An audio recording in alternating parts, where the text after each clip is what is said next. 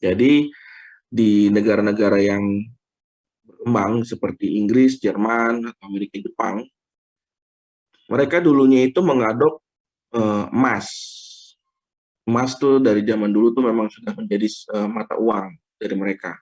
Standar emas lah bisa dibilang seperti itu. Jadi mereka itu memberlakukan standar emas untuk setiap mata uangnya mereka. Jadi perbandingannya itu dengan emas. Misalkan $1 itu berbandingan dengan emas itu bisa berapa gram, seperti itu. Jadi semakin banyak tumpukan emas mereka jadi bisa dibilang mereka menjadi negara yang kaya. Nah, tapi standar emas itu nggak bisa dipakai lagi atau hancur itu setelah Perang Dunia. Karena waktu Perang Dunia itu kan eh, semua negara berperang, terutama di negara-negara Eropa.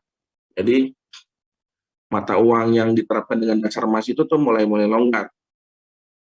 Terus hmm, banyak juga emas-emas, jadi kan banyak juga orang-orang kaya pada zaman dulu itu kan mereka menimbun emas, menabung emas dan segala macamnya itu sebagai standar kekayaannya mereka. Karena adanya perang ya mereka kesulitan, ada yang mungkin rumahnya dibom atau hancur atau dijarah oleh tentara-tentara. Jadi pada eranya sesudah Perang Dunia berakhir itu emas tuh cuman ada di bank-bank doang, bank sentral. Jadi jarang sekali yang ada di perorangan.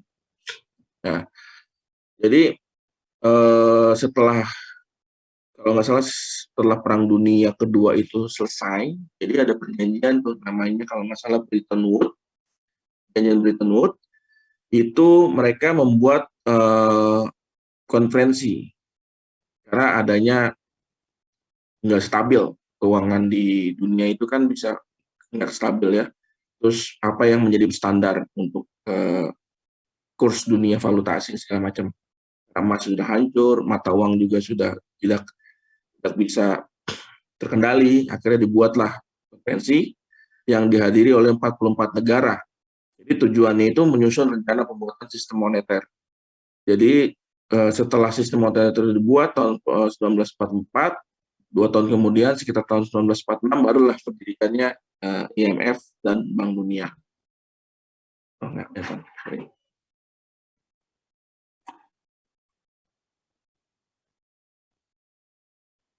Jadi sistem moneter internasional itu menunjukkan seperangkat kebijakan, institusi, praktik, peraturan, dan mekanisme yang menentukan tingkat di mana suatu mata uang ditukarkan dengan mata uang lain. Institusinya itu adalah IMF dan Bank Dunia. Ini yang tadi saya sampaikan. Jadi pada tahun 1944, perwakilan dari 44 negara bertemu di sebuah resort Bretton Woods, New Hampshire, dengan tujuan itu dalam pikirannya mereka itu sepakat untuk memperoleh secara massa secara banyak dimodifikasi. Jadi kacau waktu itu. Nah, untuk memastikan bahwa sistem moneter pasca dunia akan mempromosikan perdagangan internasional. Jadi mereka pun juga menyepakati untuk penciptaan dana moneter internasional atau International Monetary Fund (IMF). Ya mungkin pernah dengar lah teman-temannya. IMF ini datang ke beberapa negara berkembang atau negara-negara yang kategorinya miskin untuk memberikan bantuan karena mereka juga membantu untuk negara-negara tersebut keluar dari keterpurukan atau membutuhkan tambahan modal. Lalu juga ada yang namanya Bank Dunia. Jadi didirikan tahun 1945 akhir, tujuan awal Bank Dunia untuk membantu rekonstruksi keuangan dari ekonomi Eropa yang dilanda perang. Jadi awal muasalnya dibikin Bank Dunia itu tidak membantu, karena banyak negara-negara Eropa yang hancur. Nah, mereka hancur, kayak Jerman, Inggris, Prancis itu negara-negara itu hancur semua, jadi mereka didirikan untuk membangun kembali negaranya agar bisa bangkit dari keterpurukan. Lalu juga dibangun juga tahun 1960 didirikan International Development Association (IDA), pinjaman lunak. Jadi mereka juga udah nanggung risiko itu nggak dibayar ya karena kan pada tahun segitu kan belum ada negara yang siap secara finansial, belum ada negara yang kuat. 60 itu paling baru hanya Amerika dan Uni Soviet tahun segitu. Didirikan juga International Finance Corporation, didirikan pada tahun 1956 untuk mempromosikan pengembangan sektor swasta di negara-negara berkembang. Jadi tugasnya si IFC ini ya dia mempromosikan sektor swasta itu kan untuk masuk berinvest ke negara-negara berkembang. Karena dengan adanya investor, negara berkembang itu ya akan terbantu perekonomiannya. Mulai dari perekonomian, mulai dari devisanya kalau itu barangnya bisa diekspor. Dan lalu juga yang paling penting adalah penyerapan tenaga kerja. Karena kan dengan adanya investor masuk ke suatu negara, yang pasti akan terasa itu adalah penyerapan tenaga kerja, yang mana nantinya akan membangkitkan perekonomian suatu negara. Lalu ada lagi MIGA, didirikan tahun 1988 untuk mengatasi keengganan sektor swasta untuk berinvestasi di negara-negara. Nah, ini adalah isu-isu yang keluar setelah si IFC ini didirikan tahun 1956. Jadi, para investor itu kan juga dia akan ragu untuk berinvest ke negara-negara yang mungkin masih konflik perang atau politiknya nggak stabil.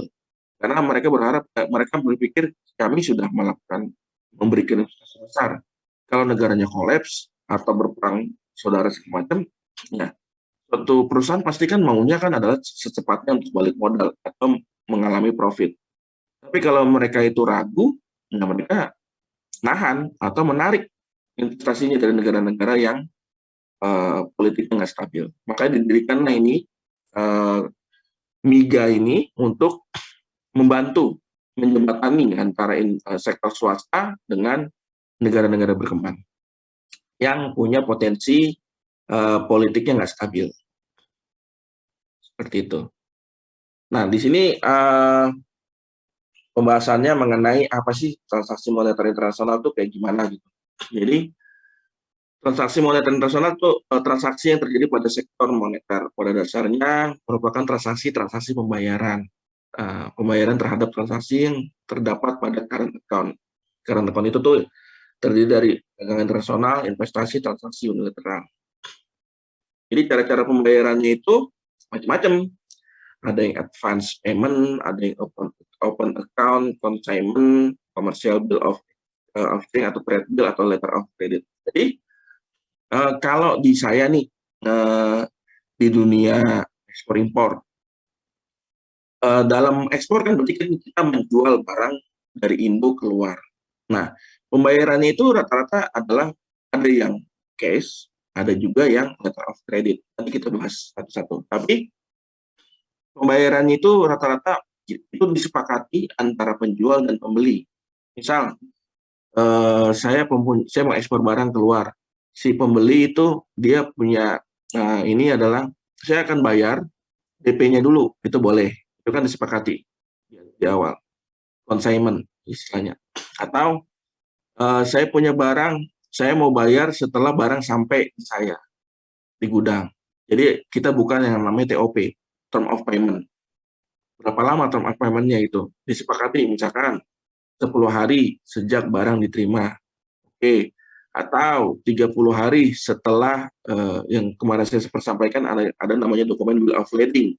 Bill of lading itu kan dokumen sah dari perusahaan pelayaran yang menyatakan bahwa barang itu sudah berangkat dari negara asal. Nah, dengan adanya bill of lading itu berarti kan si pembeli merasa safe. Oh, barangnya sudah berangkat dari pelabuhan asal. Nah, berarti argonya itu sudah berjalan. Rata-rata di dunia ekspor impor itu TOP-nya itu adalah 30 hari dari tanggal kapal berangkat di pelabuhan asal. Karena dengan kapal sudah berangkat di pelabuhan asal itu berarti barang sudah on the way. Nah, itu yang terjadi. Tapi ada juga kadang TOP itu tuh macam-macam. Ada yang 45 hari dari invoice date, ada yang 10 hari dari tiba di gudangnya mereka. Itu macam-macam tergantung kesepakatan. Tapi umumnya adalah 30 hari sejak kapal berangkat di pelabuhan asal. Nah, setelah kapal berangkat, setelah 30 hari, si perusahaan penjual itu wajib melakukan penagihan. Misalkan belum dibayar-bayar nih, ya dia wajib untuk nagih. Kenapa? Kok nggak dibayar-bayar? Udah lewat 30 hari, udah. Nanti nggak dibayar lagi ya kita, misalkan mereka ada order lagi, kita hold.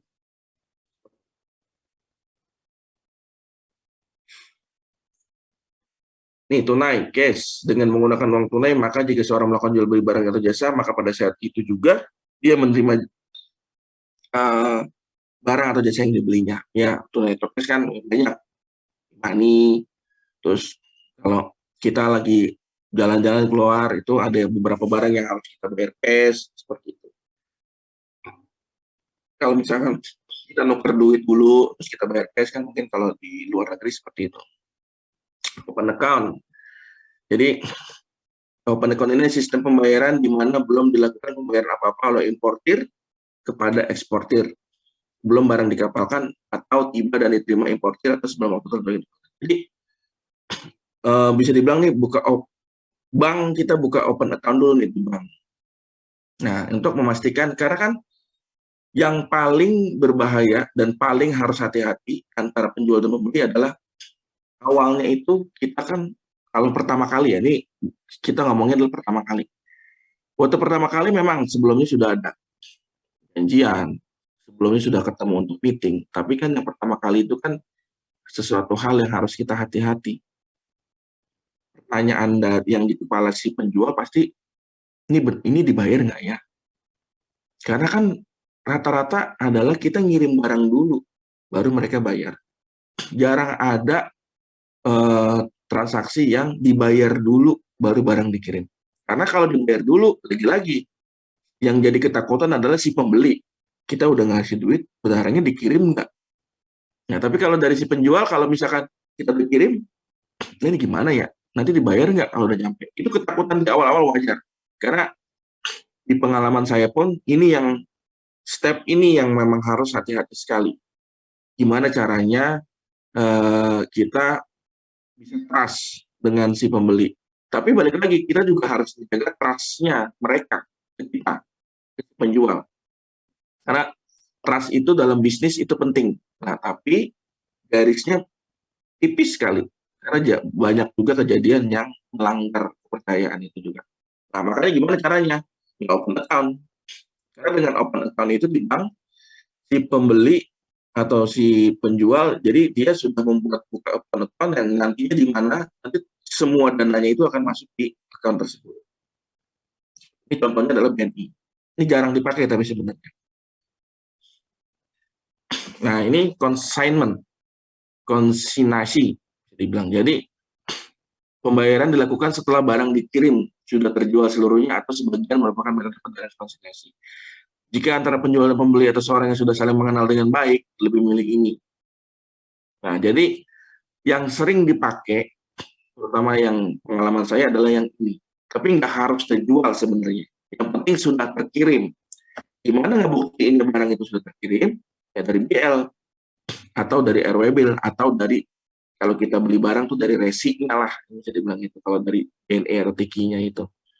Nah, karena dengan ada bukti itu nggak bisa bisa dibilang nggak bisa dibuat-buat ya. Itu karena itu dokumen, jadi bilang dokumen penting yang kalau BL hilang, bill of lading hilang aja tuh kita harus ke kepolisian untuk ngurus. Karena dokumen itu penting banget untuk mengambil barang di misal di pelabuhan tujuan, kalau nggak ada BL kita nggak bisa ngambil barang. Nah, jadi dengan adanya BL itu sudah berangkat dari pelabuhan asal, ya si pembeli merasa aman, wah sudah jalan, saya harus siapkan pembayarannya. Atau mau jalan, saya harus bayar, gitu. Jadi trust-nya itu dijaga di situ.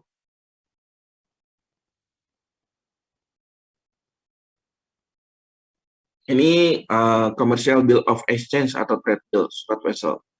Jadi ini pengertiannya surat perintah kepada pembeli untuk membayarkan sejumlah uang tertentu di waktu yang sudah ditentukan. Ini bisa dibilang kayak top of payment tapi versi jadulnya lah, seperti itu. Karena harus ada surat perintahnya. Kalau sekarang ini ada semua tertera di invoice. Jadi tugasnya seorang penjual itu adalah membuat invoice, di mana di invoice itu terdiri dari nama pengirim, nama penerima, barangnya apa, harganya berapa, dan term of payment-nya itu berapa hari. Nah, di situ udah tertera semua. Jadi si pembeli berwajib untuk melihat invoice itu dan menyepakati. Jadi dia harus melihat, oh, time of payment-nya nih misalkan 30 hari dari kapal jalan saya harus sudah bayar. Jadi harus sepakat itu untuk menjaga kepercayaan. Nah, ini yang kelima adalah LC, surat jaminan atas transaksi jual beli barang antara negara yang dikeluarkan oleh pihak bank Islam. Jadi LC ini masih dipakai. Saya pun beberapa kali pernah membuat LC ini. Jadi simpelnya LC ini adalah banyak kalau kita baru-baru, kita misalkan kita baru kenal dengan si pembeli itu baru, kita pakai ini LC untuk biar sama-sama aman. Jadi si pembeli, si penjual itu akan, atau si pembeli itu akan membuka LC di bank yang disepakati. Dan saya katakan BNI lah, atau bank internasional, Maybank misalkan. Dia buka di situ surat jaminannya. Nah, uangnya itu sudah ditaruh di situ, di bank tersebut. Misalkan harga barangnya 10 juta dolar. Nah, dia akan naruh uang 10 juta dolar di bank tersebut. Dibuatkanlah letter of credit, LC tersebut. Nah, dokumen LC-nya dikirim ke si penjual. Nah, itu yang harus disepakati. Sudah dapat LC-nya si penjual, nah, nanti pada saat si pembeli itu barangnya dapat, nah dia itu nanti LC-nya, dokumennya itu harus disesuaikan dengan LC-nya. Semuanya sudah sesuai, barangnya sudah diterima, baru si pembeli itu akan menginstruksikan kepada bank bahwa barang sudah diterima. Nah, si penjual itu akan datang ke bank perwakilannya, Maybank yang ada di Jakarta, let's say, baru uangnya itu bisa cair. Simpelnya seperti itu. Jadi uangnya ditaruh dulu di bank. Setelah proses ini selesai, baru uangnya bisa dikeluarkan. Ini masih terjadi, dan saya pun juga mengalami itu. Biasanya nih untuk awal-awal transaksi bisnis dengan suatu negara, ataupun misal ada isu di suatu negara tersebut. Jadi buat menjaga, kita buat LC. Mungkin sampai sini ada yang mau ditanya dulu nih, karena mungkin istilahnya sedikit lebih rumit. Mau ditanyakan? Pak, izin bertanya, Pak. Dengan Mas Farhan, ya. Saya ingin bertanya terkait permasalahan tentang masalah krisis moneter ya, Pak ya. Mengapa sih, Pak, kalau misalkan di dalam situasi krisis moneter itu orang-orang tuh terkadang cenderung ingin berburu-buru untuk berinvestasi di dolar gitu? Berinvestasi di dolar. Iya. Oh, ini. Oke. Ada lagi? eh, Terus satu lagi, Pak, misalkan di dalam suatu kerjasama bilateral ya, Pak ya, tentunya kan ada di dalam hal tersebut juga kan terdapat sebuah transaksi. Nah, transaksinya itu menggunakan mata uang yang memang sudah ditentukan oleh pihak PBB atau pihak organisasi yang memang sudah menentukan transaksi di dalam suatu perjanjian tersebut, atau emang boleh menggunakan mata uang lain gitu, Pak, selain dolar gitu. Oh, oke. Bagus pertanyaannya. Dua itu ya, Mas Farhan ya. Iya, Pak. Oke, saya coba jawab ya. Mungkin Pak Ajat kalau ada ini lain bisa ditambahkan. Yang pertama, moneter, kenapa orang-orang berlomba-lomba membeli dolar. Jadi, krisis moneter itu kan berarti kan resesi parah, yang ibaratnya adalah mata uang rupiah, kita contohnya rupiah deh, jatuh ke titik terendah-rendahnya, gitu kan. Nah, mata uang yang tertinggi itu kan adalah dolar. Dengan dia membeli dolar dan dia tukar, itu nanti akan mempunyai keuntungan sendiri. Tapi itu salah kalau beli dolar pada saat krismon. Nggak ada yang ngejual dolarnya. Karena kalau dia beli dolar pada saat krismon, itu dolar lagi mahal-mahalnya. Kita kalah mata uangnya. Cuman kalau ngejual, dia dapat keuntungan. Karena pada saat dia beli, mungkin harganya cuma misalkan 7.000. Pada saat krisis kan kita turun nih. Nah, dolar menjadi naik 20.000. Nah, saatnya ngejual di situ. Karena dia dapat selisih. Gitu. Kalau dia beli pada saat krisis, salah. Nah, pada saat menjelang krismon atau ini, berinvestasilah ke, banyak yang bilang adalah ke logam mulia. Karena logam mulia ini jatuh harganya, karena logam mulia kan dunia ya, harganya kan ngikutin dunia. Nah, jadi pada saat jatuh semua, harganya murah kan, beli di situ. Nah, pada saat nanti setahun, 2 tahun kemudian bangkit, harga pelan-pelan naik, baru dapat keuntungan di situ. Nah, karena dolar sekarang masih bisa dibilang menjadi mata uang yang dipakai untuk bisnis. Karena dianggap mata uang yang kuat. Tapi kan dolar sendiri kan sekarang sudah mulai pelan-pelan, tadi related pertanyaan yang kedua, dolar sendiri pelan-pelan sudah mulai ditinggalkan oleh beberapa perusahaan untuk melakukan transaksi. Awal dulu, saya sekitar 10 tahun yang lalu, memang mostly semuanya kita pakai dolar. Meskipun kita berbisnis dengan negara yang bukan dari Amerika. Let's say, dari Jepang. Jepang, kita beli di Jepang, impor misalkan. Nah, Jepang kan punya mata uang sendiri, yen, ya kan? Nah, dipakainya dolar, karena pada saat itu dolar itu kuat. Nah, tapi kita sebagai pembeli, kita merasa keberatan dong membeli dolar karena harganya tinggi. Gitu. Tapi si penjual dia menguntung juga dari situ, dari selisih kurs. Karena pada saat nanti dia saving dolar, dia akan untung. Nah, tapi lambat laun makin ke sini, dolar juga semakin tidak stabil, dan mata uang, dan ada instruksi juga dari masing-masing negara untuk menguatkan mata uangnya, termasuk Indonesia. Jadi setelah ke sini, udah kurang lebih sekitar 3 tahunan, kita sudah berani untuk memakai mata uang kita sendiri, jual. Saya pun sudah di perusahaan saya ini sudah 3 tahun memakai, kita jualan ekspor itu memakai rupiah. Mungkin bagi sebagian pembeli untung karena mereka lebih rendah ibaratnya kursnya, selisih kursnya. Tapi bagi kita itu menguatkan. Bagi pemerintah juga itu mampu untuk menguatkan rupiah. Gitu. Nah, ada juga kalau kita beli misalkan itu mereka udah nggak pakai rupiah lagi, nggak pakai dolar lagi, mereka menjual udah pakai yen sekarang. Itu bisa aja kita bisa beli, nggak harus dolar, bisa pakai yen juga. Karena ujung-ujungnya pada saat masuk ke Indonesia, pembayaran biaya masuk dan segala macam itu dikonversikan ke rupiah. Gitu. Nah, kalau bayangin, karena kan kita kalau kita ganti kurs buat bayar biaya masuk, itu kan akan mengacu dari kurs itu kan berubah setiap minggu. Mungkin pada saat jual, barang berangkat dari, misalkan dari Jepang, misalkan kita pakai dolar nih, dolar kan lagi nggak stabil. Harga dolar itu 7.000 misalkan, 15.000 misalkan. Nah, gitu. Tapi pada saat sampai, itu kan misalkan 2-3 minggu ya, pada saat sampai di Indonesia, dolar udah di 18.000. Nah, itu kan rugi.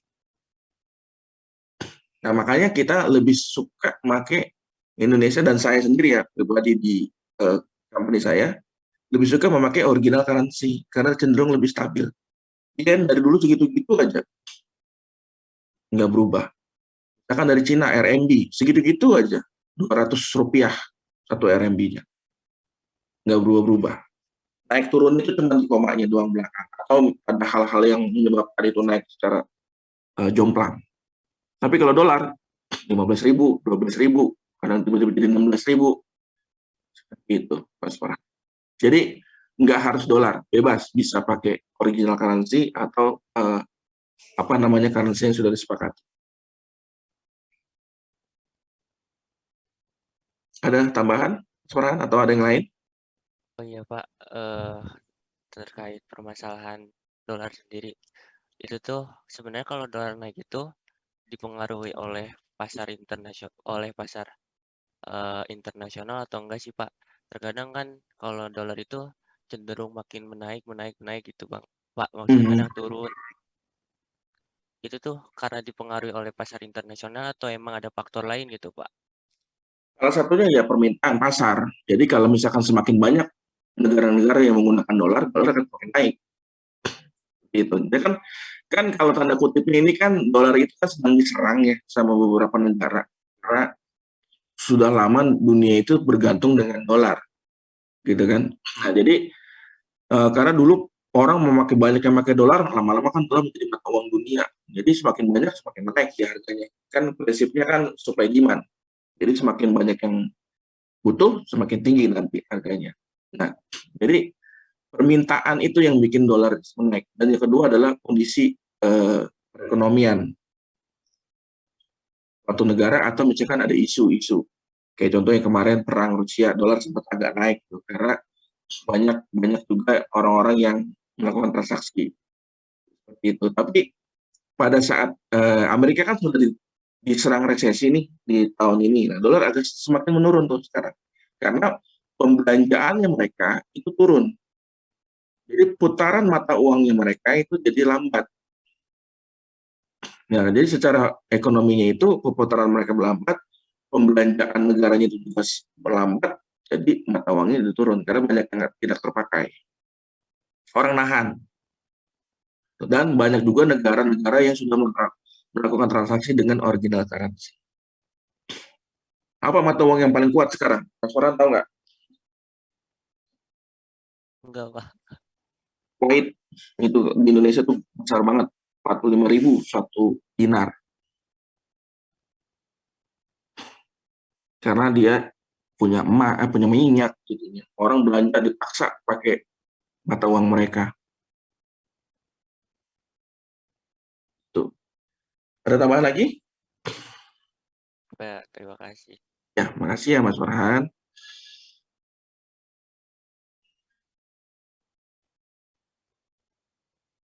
Sebentar ya, Mas Farhan.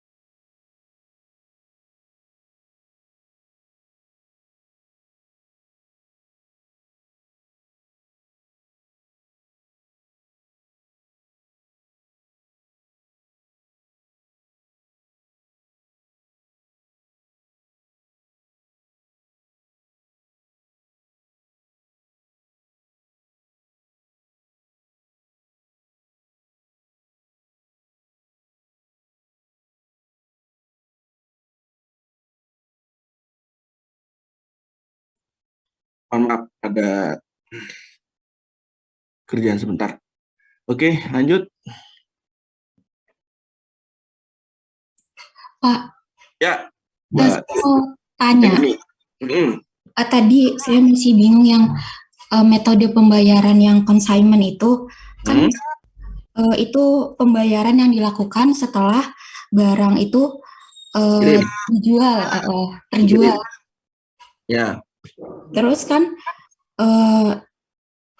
apa statusnya itu kan titipan. Nah, apakah itu aman? Kayak barang kalau misal barangnya udah terjual tapi dari pihak sananya itu belum bayar, itu bagaimana? Terus kan kita juga sebagai eksportir nggak tahu kapan itu dibayarkan kan waktunya. Terus berarti kan dana kita stuck di sana, nggak bisa buat ibaratnya muter lagi. Apakah yang consignment ini tuh apa namanya? Yang consignment ini tuh aduh Pak, aku grogi Pak. nggak apa-apa. Nggak apa-apa. Ya aman apa enggak yang consignment ini buat Ya. perusahaan? Ya. Terima kasih ya Mbak Hilmi udah bertanya. Jadi gini, consignment ini kan sudah dimodifikasi sekarang. Tapi basicnya itu adalah pembayaran dilakukan setelah barang dijual seluruhnya atau sebagian.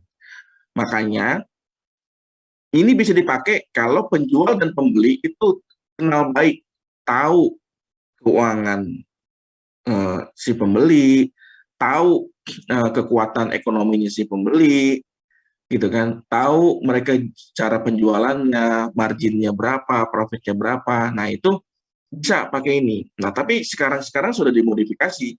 Jadi pembayaran dilakukan itu bukan pada saat barang terjual seluruhnya. Karena balik lagi yang tadi Mbak Hilmi bilang, ya kita nggak ada yang tahu kan, perusahaan kadang hari ini bagus, tiba-tiba kolaps, kita nggak ada yang tahu, ya kan, gagal bayar di situ. Nah tapi kalau sekarang dimodifikasinya adalah barang sudah dikirim, buktiannya dari mana? Ya bill of lading itu. Dengan ada bill of lading berarti sudah dinyatakan barang sudah terkirim, baru si pembeli wajib membayar sesuai dengan TOP-nya. Tapi memang kadang TOP, term of payment itu memang lebih mundur berapa hari setelah barang nyampe secara logika. Misal, TOP-nya itu adalah 30 hari dari BL date, tanggal di BL. Kapal itu dari pelabuhan asal ke pelabuhan tujuan cuma seminggu. Nah, dari seminggu nyampe, terus mereka proses cukai custom itu cuma 3 hari 5 hari, nyampe di gudang itu hari ke 17. Masih ada sisa 12. Ya kan? Nah, otomatis dia 12 hari itu kan mereka sampai, mungkin ada barang juga yang sudah terjual, itu sama aja dengan consignment. Nah, gimana ini? Ya kita si penjual trust, karena dia sudah membuat invoice atau kontrak yang harus disepakati. Nah, kalau misalkan nanti delay payment-nya, karena mostly rata-rata memang bayarnya itu nggak tepat 30 hari, Mbak Hilmi. Secara practically ya, di pekerjaan itu ada juga kalanya di 35 hari. Karena kan si pembeli itu dia akan berusaha menahan flow uangnya untuk keluar setinggi-tingginya ditahan. Karena dia mau muterin dulu nih duitnya nih. Karena kan si pembeli itu kan dia punya dana operasional yang harus diputar. Karena pembeli itu kan harus bayar biaya masuk, harus bayar biaya pengiriman, harus bayar biaya promosi, marketing, dan segala macamnya. Dia putar dulu, jadi tahan setahan-tahannya. Nah, si penjual berkewajiban untuk memberikan statement of account atau penagihan, letter penagihan. Kalau sudah 30 hari, rata-rata kita kasih waktu 30 plus 7. Setelah 30 hari, kita kasih waktu 7 hari plus 7. Setelah udah plus 7, baru keluarlah statement of account itu, SOA kita ngomongnya. Lagi. Misalkan nggak dibayar lagi, keluarin lagi. Setelah seminggu, SOA reminder. Nah, setelah nggak dibayar itu, nggak dibayar lagi, kita keluarin surat peringatan pertama.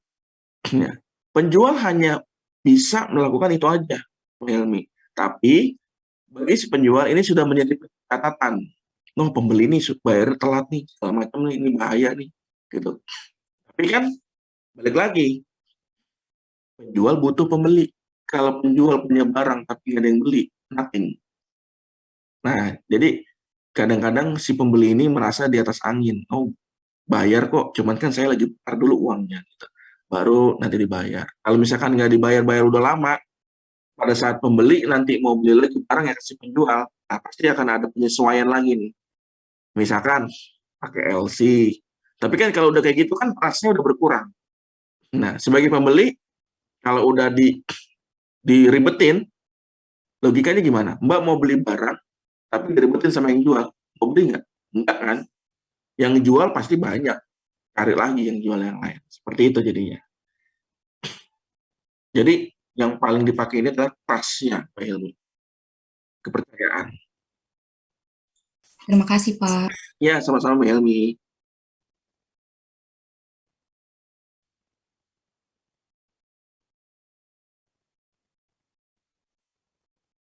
Ada lagi?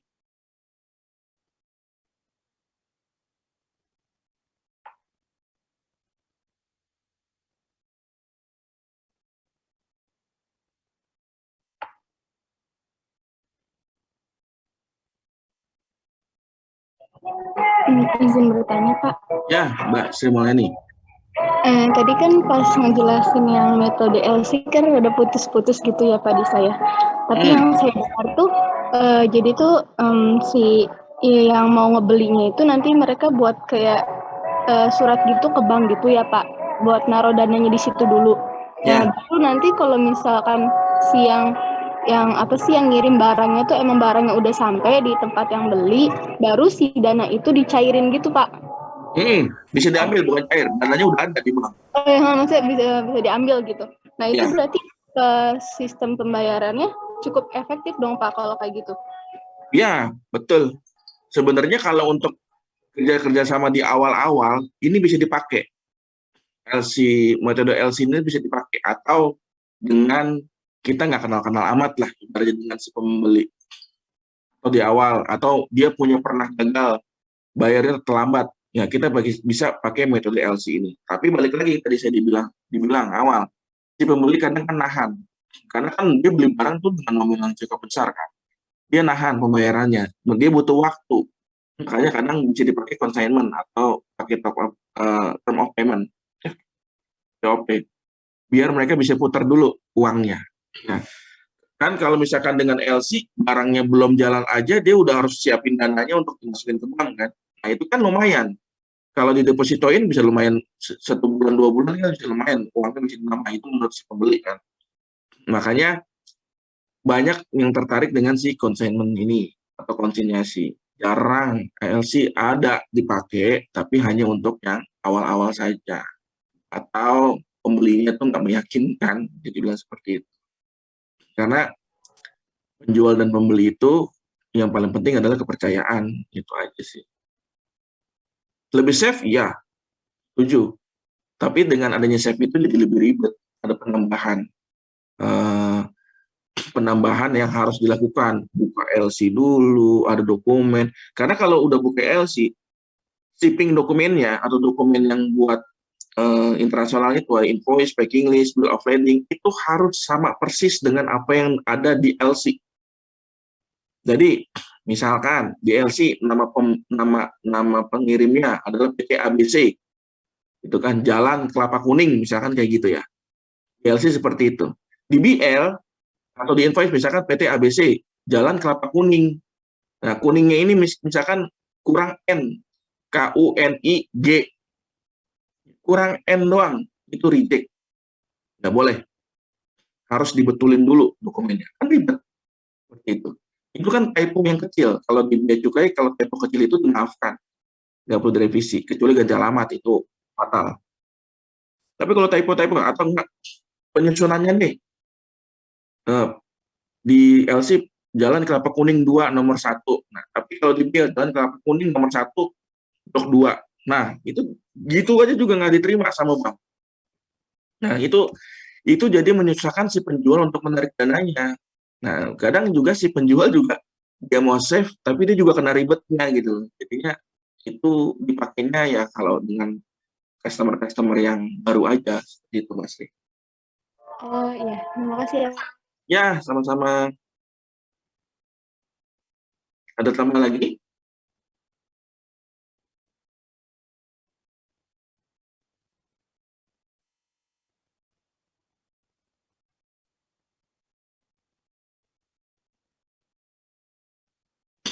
Mau nanya, rekan-rekan ada kelas lain nggak? Tadi kan kita mulainya telat nih, 8.45 ya kalau nggak salah ya. Kan kita harusnya selesaikan jam 9. Kalau 8.45 berarti selesainya kan 9.15. Ada kelas lain kah? Kalau ada kelas lain ya kita tetap, saya akhirnya jam 9. Takutnya ada yang bentrok. Ada?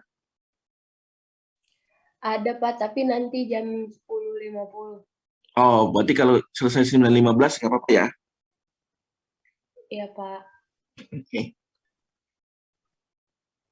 Oke, terima kasih. Ada pertanyaan lain? Kalau nggak ada, saya lanjut sedikit mengenai bursa valuta asing.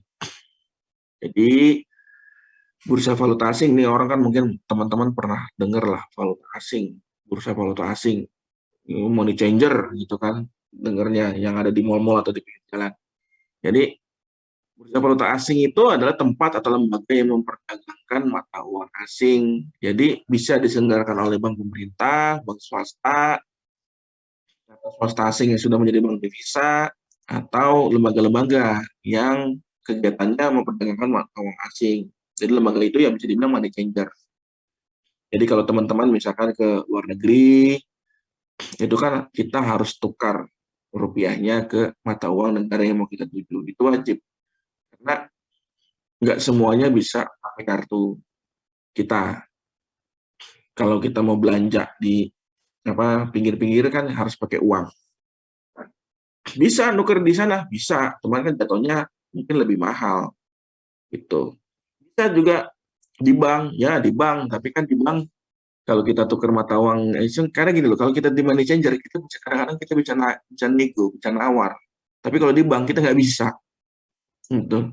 Dan kadang biasanya lebih lebih mahal di bank dibandingin di money changer untuk kita tukar uang.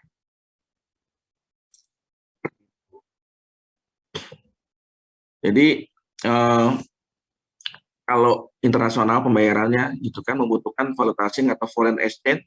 Jadi importir sebagai penerima sebagai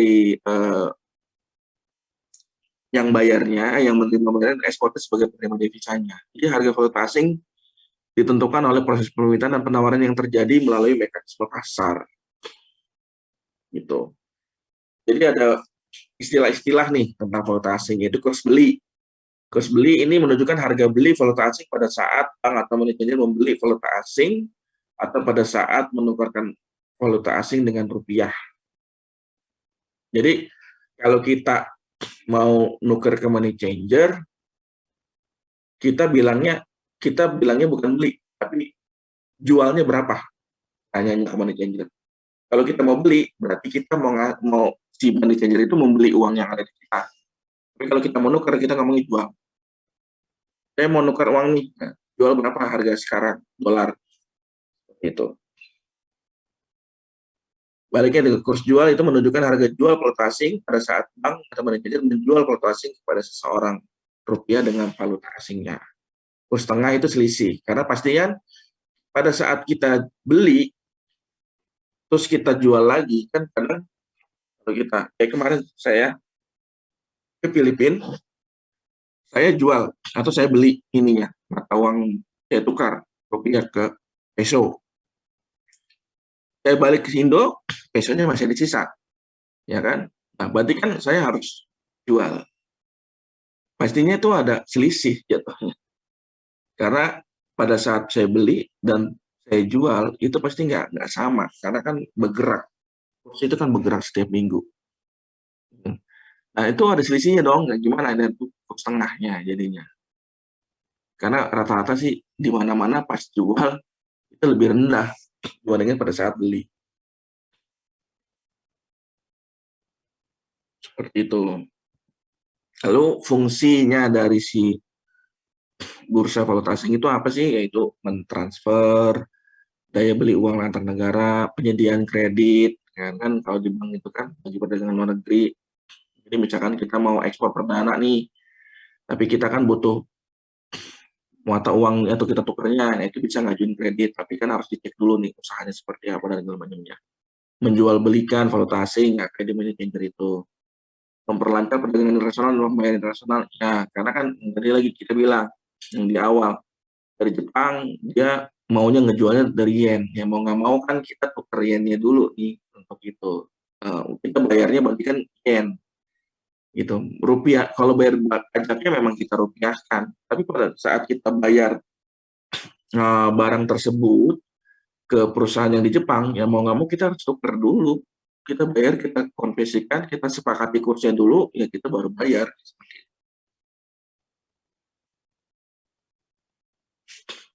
Manfaatnya, jadi ada manfaatnya bursa valuta asing ini memajukan dan memperlancar perdagangan antar negara, memudahkan urusan pembayaran antar negara, menambah cadangan devisa negara, meningkatkan kegiatan ekspor impor antar negara sehingga dapat menggiatkan dunia usaha.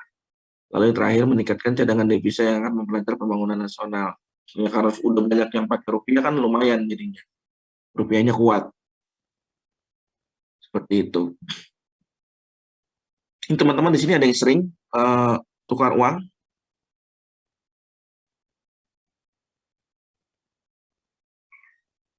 Kita lanjut. Di sini adalah pasar modal internasional. Pasar modal itu apa sih? Ya, pasar modal adalah sebuah tempat bertemunya pihak yang memiliki lebihan modal dan pihak yang kekurangan modal. Ya iya, simpelnya kayak gitu. Jadi ada yang punya banyak uang dan ada juga yang butuh uang. Nah, mereka ketemu di situ.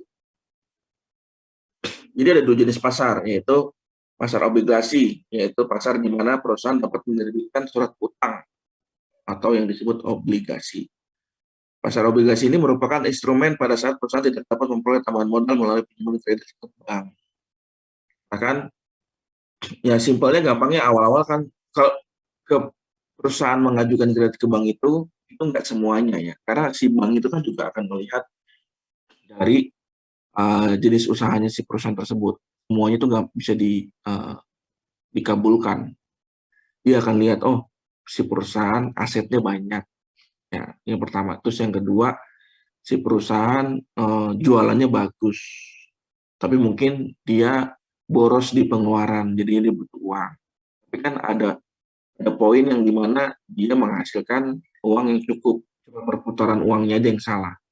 Lalu aset itu juga mempunyai poin yang penting dalam kelancaran kredit ke bank dari perusahaan, karena bank itu melihat, oh jadi asetnya banyak, dia punya tanah, dia punya aset bergeraknya kayak mobil banyak juga, terus mesinnya juga mahal-mahal segala macam, terus dia punya invest di gudang-gudang seperti itu. Nah, itu kan bisa dijadikan jaminan sehingga memudahkan untuk pinjaman kredit, karena perusahaan pinjaman kredit itu wajar. Banyak beberapa perusahaan, karena dengan pinjaman kredit dia bisa memutarnya uangnya kembali, tapi dalam waktu kurun beberapa waktu dia harus dikembalikan lagi, seperti itu.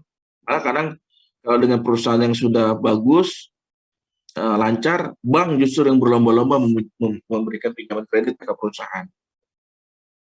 Lalu yang kedua adalah pasar saham. Adalah pasar di mana perusahaan dapat menjual bagian saham kepemilikannya dan investor dapat memperdagangkan kepemilikan sahamnya kepada investor lain. Jadi sebuah perusahaan dapat memenuhi kebutuhan modalnya di pasar saham dengan menjual saham kepemilikannya kepada orang lain. Ya, jadi di Indo sendiri ada perusahaan yang sudah go public atau IPO, tapi ada juga yang belum, yang masih private. Jadi dengan adanya misalkan perusahaan go public, dia kan juga bisa mendapatkan suntikan dana juga dari orang-orang yang tertarik membeli sahamnya. Tapi dengan itu perusahaan juga berkewajiban untuk memberikan laporan keuangan setiap tahun, seperti itu. Kalau misalkan untung, ya berarti kan dia bisa sharing kepada yang pembeli sahamnya. Cuman kalau enggak, ya suatu saat nanti akan dicabut atau bisa dijual itu sahamnya dengan nominal yang rendah-rendahnya pada saat dijual di awal.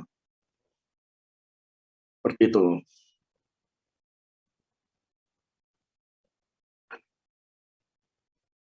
Oke. Kebetulan pas materinya selesai untuk yang sampai saat ini, karena Pak Ajat mohon izin saya bikin 2 Pak, cuman yang satu lagi baru mau dikerjain untuk besok. Mohon banget Pak, siap. Tapi besok itu rencananya saya gini Pak Ajat, hari ini mau bikin diskusi untuk besok dipresentasiin Pak Ajat. Boleh Pak, nanti tinggal di-share aja Pak. Ya, teman-teman, sebelumnya saya ada tugas kelompok, mungkin kelompoknya bisa pakai kelompok yang kemarin, yang di awal. Sebelumnya ada mau ditanyakan dulu nggak dari rekan-rekan? Kalau nggak ada, ini ada kelompok studi kasus lagi, studi kasus.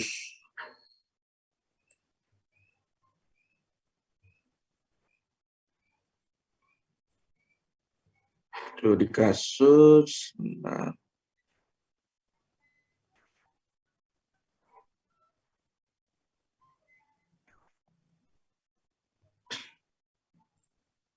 Nanti studi kasusnya saya share di ini aja ya, di mana namanya, di grup ya.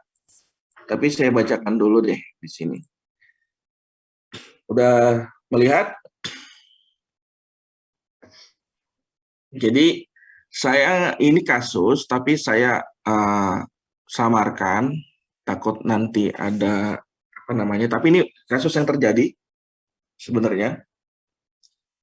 kasus yang terjadi, tapi ini bisa kita angkat karena untuk merangsang rekan-rekan untuk berpikir sepertinya karyawan atau pengusaha yang berkecimpung di dunia bisnis internasional. Jadi ada kasus di Taiwan, dua jaringan supermarket terbesar di Taiwan berhenti menjual produk mie instan merek A. Saya samarkan merek A, tapi mungkin teman-teman udah pernah dengar ya. Dari Indonesia, setelah pemerintah Taiwan menemukan bahan pengawet yang dilarang di produk asal Indonesia tersebut. Pusat Keamanan Makanan Taiwan telah menguji mie tersebut dan bakal menanyakannya terhadap insiden tersebut kepada importir dan distributor. Importirnya dari Hong Kong tersebut bilang mie tersebut dibawa dari Thailand secara ilegal. Jadi wajar di Indonesia, itu bukan hal yang baru karena kalau kita jual ke daerah Asia Tenggara, kita bilangnya bocor. Kita jualnya cuman misalkan ke Singapura atau ke Malaysia. Tapi ternyata barangnya itu bisa masuk ke Malaysia, kita jual cuma ke Singapura. Atau sebaliknya, kita jual ke Malaysia tapi barangnya bocor ke Singapura. Itu umum, karena itu jalurnya tuh kadang mereka suka bawa menguntungkan sendiri gitu loh. Karena banyak yang minta gitu maksudnya. Nah, beberapa warga Taiwan mengatakan mereka akan membeli mie merek lain. Tetapi tenaga kerja di Taiwan tetap memakan mie instan merek tersebut karena rasanya enak dan harganya murah. Ya, karena balik lagi, yang beli kan bukan cuma warga lokal, tapi ada tenaga kerja juga di Indonesia yang kita ini cukup banyak. Jadi mereka tetap lidahnya lebih pas dengan mie instan merek A ini, seperti itu. Jadi pemerintah Taiwan mengumumkan menarik mie instan merek A tersebut. Penarikan itu dilakukan setelah dua bahan pengawet metil hydroxybenzone dan benzoic acid. Itu kayak namanya itu bahan pengawet. Bahan pengawet itu cuma ada dibolehkan di kosmetik dan dilarang untuk makanan di Taiwan karena dari Eropa. Kalau dikonsumsi bisa menyebabkan orang muntah. Bahkan kalau jangka waktunya cukup panjang dan jumlah yang banyak menyebabkan mereka boleh asid dosis kondisi terlalu banyak mengkonsumsi asam. Jaringan toko Park Shop dan Welcome menarik semua produk mie instan merek A tersebut dari supermarket milik mereka. Importir mie instan merek A di Taiwan, Fok Hing Trading, mengatakan sudah memenuhi standar melalui Badan Kesehatan Dunia. Jadi, mereka melihat kualitas mie itu tidak ada kandungan pengawet terlarang, aman. Dan mereka masuk ke Hong Kong melalui saluran impor resmi, menurut mereka. Produk yang mengandung racun dan ditemukan di Taiwan diduga diimpor secara ilegal. Nah, ini agak nggak masuk akal. Dengan merek yang sama, packaging yang sama, masa ya ada yang mengandung kita? Karena kan kemungkinan kan sama. Seperti itu. Sebuah supermarket di Indonesia di Taiwan mengatakan bahwa produk mie instan A bukan barang selundupan dan aman dimakan. Satu paket dijual mie instan A itu $10 Hong Kong, 11 ribuan. Tapi merek lain 15 ribu, lebih mahal. Dan harganya dan rasanya lebih enak yang A. Karena kalau kita makan mie instan A yang ini, orang lagi tipes aja tuh pengen makan. Ya kan kita sama-sama tahu lah ya, kalau makan mie instan tuh nggak ada yang ngalahin. Iklannya di sana pun menarik. Gitu. Nah, tapi produsen mie instan A di Indonesia, PT SS, mengatakan produk mereka sudah memenuhi standar internasional. Kami menegaskan bahwa produk itu telah sesuai dengan Codex Alimentarius Commission, itu adalah badan standar dunia yang mengkaji semua makanan-makanan yang dijual bebaskan. Gitu. Dan mereka sedang mengkaji laporan-laporan tersebut dan mengambil langkah yang diperlukan untuk melindungi konsumen di negara tersebut. Nah, pertanyaan diskusi yang besok nanti akan dipresentasikan oleh rekan-rekan, aktivitas apa yang harus dilakukan oleh pihak perusahaan untuk mengatasi masalah di atas. Itu, ya. Sampai sini sudah paham? Ada yang mau ditanyain? Nanti saya share di grup ya. Izin Pak, ini berarti tugas kelompok ya? Kelompok aja nggak apa-apa. Berarti kelompoknya yang kemarin lagi? Yang kemarin, betul. Ya, baik Pak. Ya. Ada pertanyaan lagi? Izin bertanya Pak, itu berarti Boleh. langsung dijelasin atau PPT gitu? Boleh pakai PPT, boleh pakai PPT. Ibaratnya nih, saya saya adalah pemimpin perusahaan XSS itu. Kalian yang mau ngatasin, kalian ngasih ide ke saya. Kira-kira gimana, apa yang harus dilakukan oleh perusahaan untuk mengatasi masalah ini. Kalian bisa presentasi, kami mau bikin ini Pak, biar masyarakat di sana tuh percaya. Gitu. Kami mau melakukan ini Pak, biar pembuktian. Kan macam-macam. Oke Pak, makasih Pak. Ada pertanyaan lagi? Nanti saya share ya. Ini di Taiwan, tapi di Singapura kemarin juga ada kasus juga kan, dengan merek yang lain tuh saus, itu juga ditarik juga, gitu. Karena hal-hal seperti ini tuh umum dan sering terjadi, karena kadang ini juga suka ada intervensi dari produk lokal di negara yang kita tuju. Kecemburuan, produk yang dari kita lebih laku dibandingin produk dari mereka. Itu dihembuskanlah isu seperti ini. Tapi kadang nggak terpengaruh karena semua customer kadang juga cukup pintar untuk membaca, mencari tahu, ya gitu kan. Dan mereka kan juga merasakan juga produk dari kita lebih baik rasanya dibandingin produk yang dari negaranya sendiri. Dan ditambah lagi kita banyak di Asia Tenggara. WNI itu cukup banyak gitu. Jadi dengan mencukupi permintaannya WNI aja juga sudah cukup untuk menjadi benefitnya. Sudah cukup ya? Nanti saya share ya di grup. Teman-teman silakan mengeksplor sekreatif-kreatifnya apa yang harus dilakukan, bebas apapun. Tapi core-nya adalah seperti itu. Jadi kita belajar sama-sama untuk menjadi pola pikirnya seperti arah sana ya. Ada pertanyaan di sini? Sebelum saya akhir kelas, sudah jam 9.15.